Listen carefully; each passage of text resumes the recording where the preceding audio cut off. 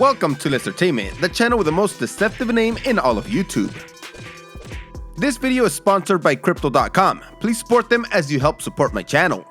So today, we'll be seeing fighters who turned into freaking fishermen inside the ring or the octagon because they were able to bait their opponent into either throwing punches at them and countering them with a knockout punch, or baiting them to get into their guard and then just submitting them.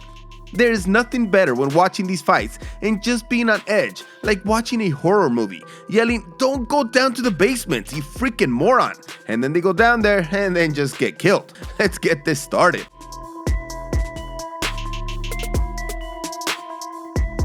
We start with this boxing match with unknown fighters, with both of them playing possum, but one doing it a little bit better. You see this? Both of them have their hands down, but obviously the one with red gloves initiated this by dropping his hands first and kind of challenging his opponent to do it too as a sign of his manhood. Well, he shouldn't have fallen for that bait.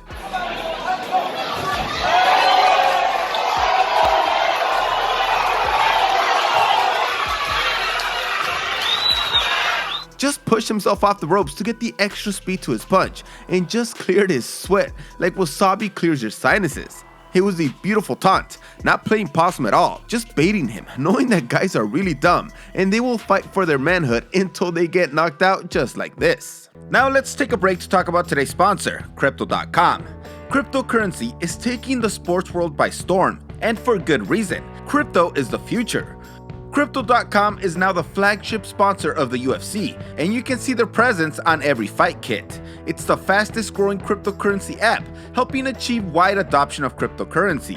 Make sure to follow them on Twitter for UFC and crypto updates. If you are looking to get your feet wet with cryptocurrency, Crypto.com is my recommended platform, as it has every product in the book, from buying $1 in Bitcoin to spending Doge on a metal Visa card.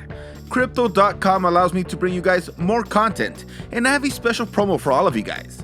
Download with the referral link in the description for a $25 metal card bonus and 30 days of zero fees on credit and debit buys. There is no better promo if you are considering getting into crypto, so go and use the link in the description and get your crypto journey started today.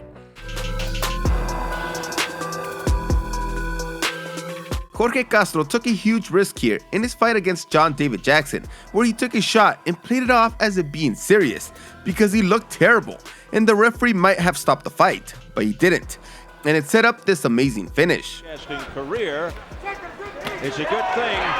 Castro doesn't have the career of a model. I mean, that shot was freaking great, but Castro turned out to be the greatest actor of all time because it looked like he just got shot. He moved his head with a punch, and maybe that's why it looks so dramatic. The way his face looks right now. Castro's in trouble too right now. We're closing in on the end. Yeah, if he applies himself now, he can stop. Oh, goes Jackson! But he was obviously faking it, since as soon as he knocked down Jackson, he ran over to the neutral corner like it was the first round. Just great. Even fixed his shorts midway through faking the whole thing. That is now the question. 3 knockdown rule in effect.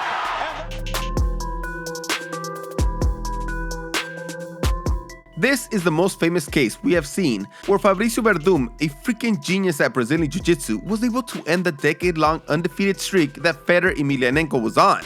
Federer is not a fighter who is scared of anything, so he wasn't going to be scared to go into Verdum's guard, but maybe he should have been.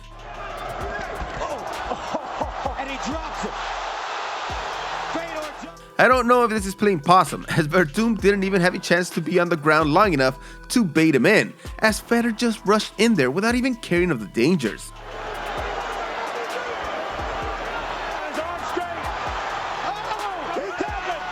There wasn't even a clear hit that landed. Verdum just lost his footing and went down, which could be a case of baiting Federer, so it's up in the air. Regardless, Emelianenko went down to the bad part of town and got submitted. Brendan Schaub was a very controversial MMA fighter, and he was basically convinced by Joe Rogan to quit fighting and do something else. I think you have one foot out the door. That's a very dangerous place to be. If you had a wrestling match with Cain Velasquez, how well do you think you'd do? Straight up wrestling? Yeah. I think people would be surprised. Really? You think so? Mm-hmm. I think you'd be surprised. In 2012, he faced off against Ben Rothwell, and well, he was baited by Rothwell, who decided to play possum after a huge elbow.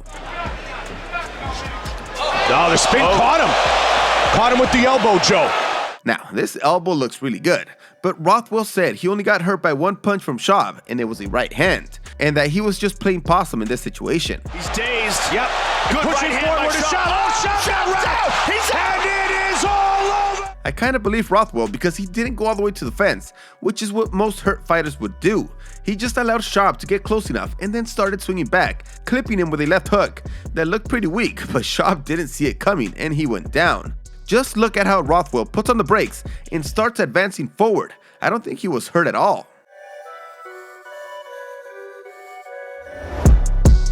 So this one is a little less bait, but still fits perfectly as Eddie Alvarez was getting destroyed by leg kicks from Folayang.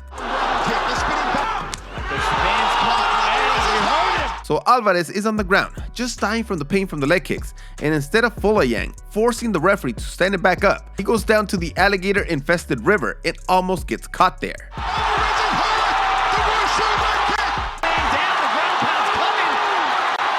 So you would think, oh, this guy surely learned his lesson.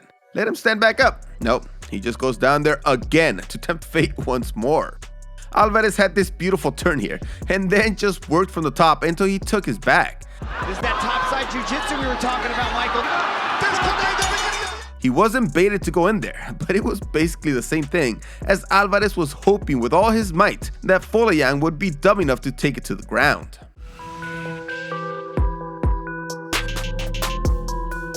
One of the greatest trap setters is Floyd Mayweather Jr., and he was setting up this shot against Ricky Hatton from the beginning, but just kept missing it.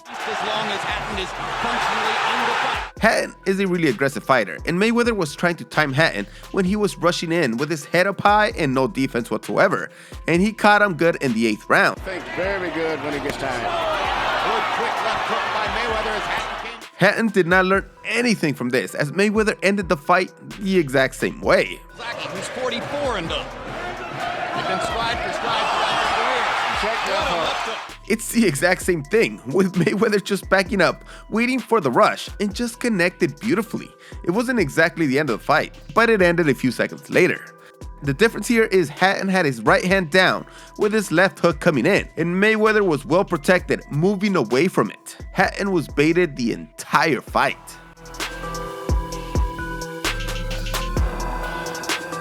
Fedor Emelianenko has done so much damage and impacted MMA so much that he is considered by some to be the greatest of all time. In this fight against Andrei Arlovsky, Emelianenko was caught early in the fight and dazed just a bit. The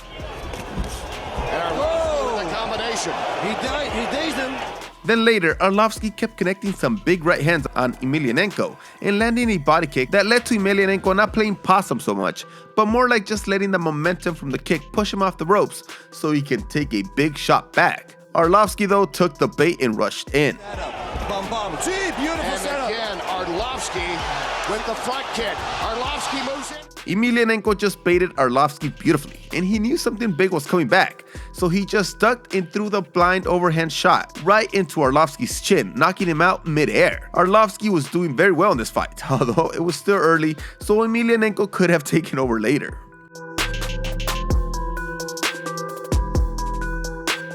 Roy Jones Jr. was such an entertaining boxer, and he would invite his opponents a ton of times to try and hit him against the ropes. Like this one where he begs David Telesco to punish him against the ropes. Attack. Look at Jones saying, go ahead, come into the corner and get me. Of course, this is just a trap that he is setting up, and Telesco was one of the smart ones that knew this, and he refused to take the bait.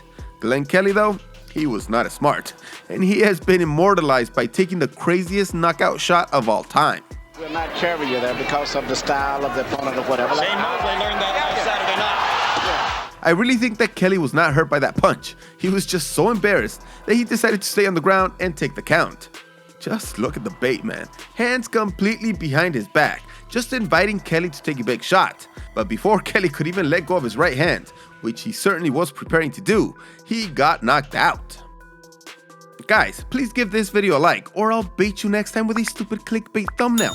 And please subscribe and turn on those notifications so you can see more of my videos. Thanks again to Crypto.com for sponsoring today's video. Please check them out by clicking the link in the description.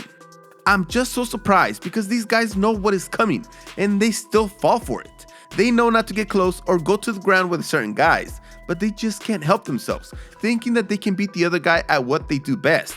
And then they also just turn out to be cautionary tales. Thanks for watching this video. See you next time.